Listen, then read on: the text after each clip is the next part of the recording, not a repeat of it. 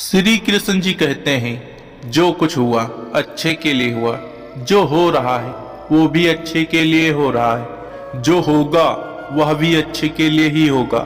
गीता में जीवन के सार का वर्णन बहुत विस्तार से किया गया है। गीता को भगवान श्री कृष्ण का ही एक स्वरूप माना गया है।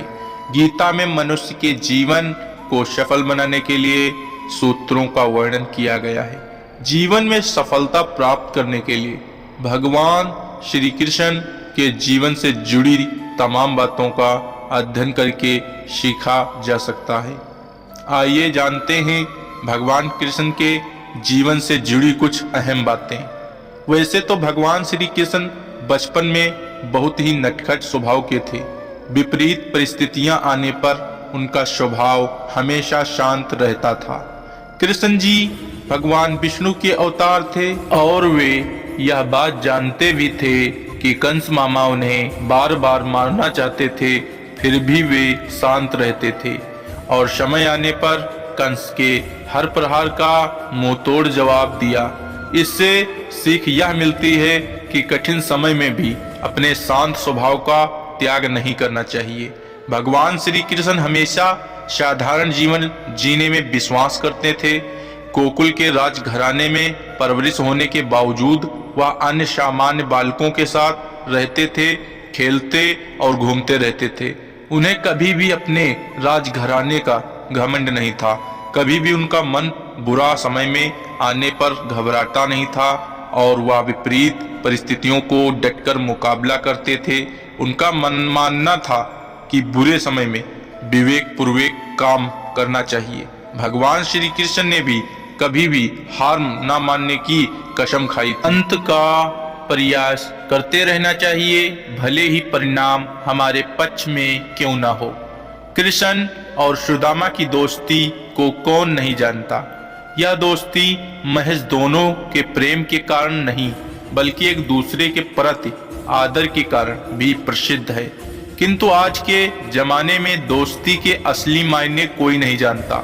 श्री कृष्ण ने हमेशा अपने मित्र सुदामा और अर्जुन का साथ दिया था। श्री कृष्ण को जन्म देवकी ने दिया था, लेकिन उनका पालन पोषण यशोदा और राजा नंद ने गोकुल में किया था। यह जानते हुए भी कि उनके अपने माता पिता उनसे दूर हैं, श्री कृष्ण ने उन्हें दिल से प्रेम किया।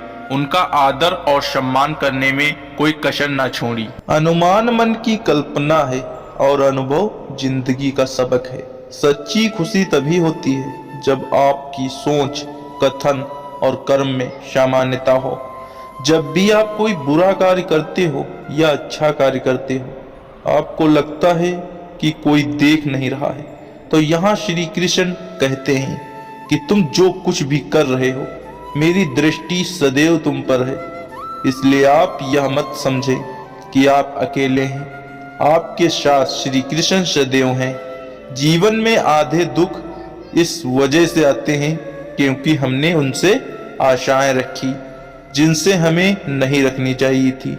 भावार्थ, हम सभी मनुष्य किसी न किसी अन्य मनुष्य से बंधे होते हैं, या कहो किसी दूसरे इंसान पर निर्भर रहते हैं, और इसी निर्भरता से हमारे मन में उम्मीद और आशाएं बनी रहती हैं। हमारा कोई मदद कर दिखाए, परंतु कई बार हम गलत इंसान से आशाएं या फिर उपेक्षा कर लेते हैं, जिसकी वजह से हमें कई दुख और तकलीफों का सामना करना पड़ता है। हमें ऐसे समय में धैर्य से काम लेना चाहिए। जीवन में समय चाहे जैसा भी हो, परिवार के साथ रहो। सुख हो तो बढ़ जाता है और दुख हो तो बट जाता है। इस संसार में मूर्ख व्यक्ति, अधर्मी, अज्ञानी व नास्तिक प्रकृति का व्यक्ति मेरी शरण में स्वीकार नहीं कर सकता। ज्ञानी व्यक्ति को कर्म के प्रतिफल की उपेक्षा कर रहे अज्ञानी व्यक्ति के दिमाग को अस्थिर नहीं करना चाहिए। अपने जीवन में कभी भी न किसी को आनंद में वचन दें और न क्रोध में उत्तर दें, और न ही दुख में कभी निर्णय लें।